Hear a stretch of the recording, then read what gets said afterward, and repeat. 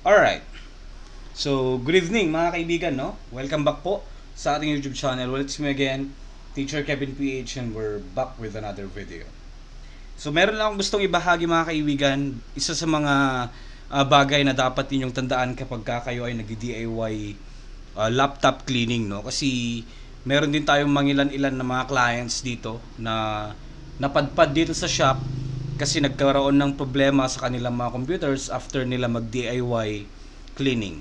Wala namang masama doon. DIY nga, do it yourself, no? As long as confident ka naman na kayang-kaya mo. And minsan kasi sa pag kakalikot natin ng ating mga laptops, ng ating mga computers, mga kaibigan, there are some things na napapanood natin sa internet na basic lang naman, tatanggalin lang yung cover, then papahiran lang ng paintbrush or gagamitan lang ng toothbrush, basic lang yon.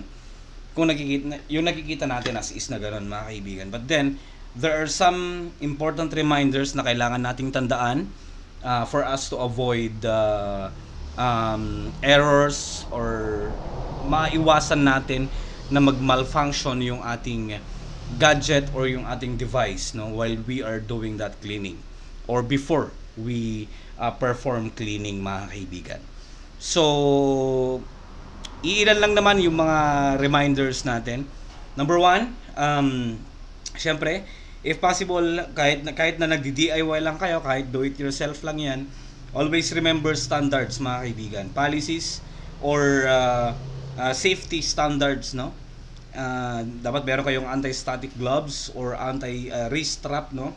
Na pang anti-static, especially na kung medyo may pasma yung kamay natin, may basa. Huwag tayong basta hawak lang ng hawak sa mga components. So once na nabuksan na natin yung computer mga kaibigan, halimbawa ito na yung board, halimbawa ito na yung motherboard mga kaibigan, no? As is, hindi po pwedeng basta ka na lang hahawak-hawak dito, especially na kapag connected pa yung battery. Kakaroon tayo ng problema dyan mga kaibigan. Speaking of battery, that's the number one thing na kailangan nyong gawin. Alright? Whether that is an easy detach or whether kailangan nyo pang tanggalin yung back cover bago nyo ma-remove yung battery, still, yun ang pinakauna nyong dapat gawin bago kayo magtanggal ng mga tornillos or whatsoever sa loob. After all, hindi naman yung pagbaklas ang pinag-uusapan natin, yung pagdi-DIY cleaning. Yung basic cleaning lang mga kaibigan, ha? Iba kasi yung advanced cleaning din na kailangan pa natin mag-repaste, mag-apply ng thermal paste or whatsoever.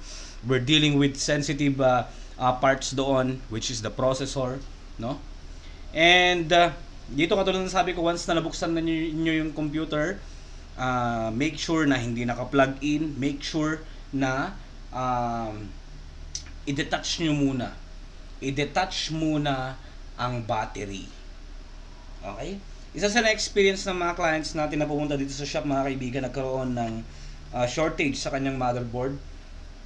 Habang siya ay meron siyang tinanggal na screw, if I'm not mistaken, yes.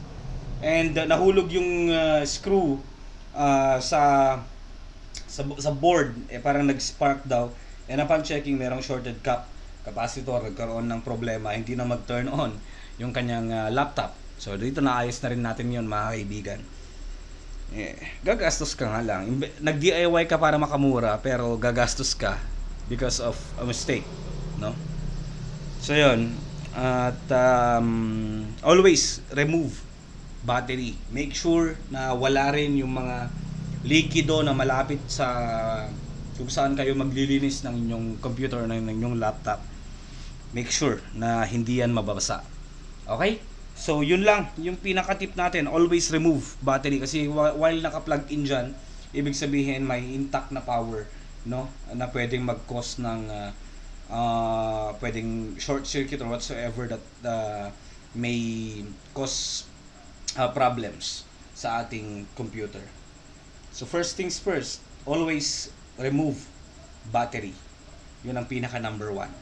And one more thing, in the last one, syempre, iba yung pag-iingat lang sa mga components. Make sure na hindi ganun kalakas yung force. Make sure that every galaw natin is just gentle and saktuhan lang dapat yung gamit natin ng mga cleaner na meron tayo. So yun lang yung tip natin. Para sa mga nagdi-DIY cleaning, okay lang kahit galaw-galawin mo na yan, basta nakadetach lang yung battery. Okay? Always detach battery.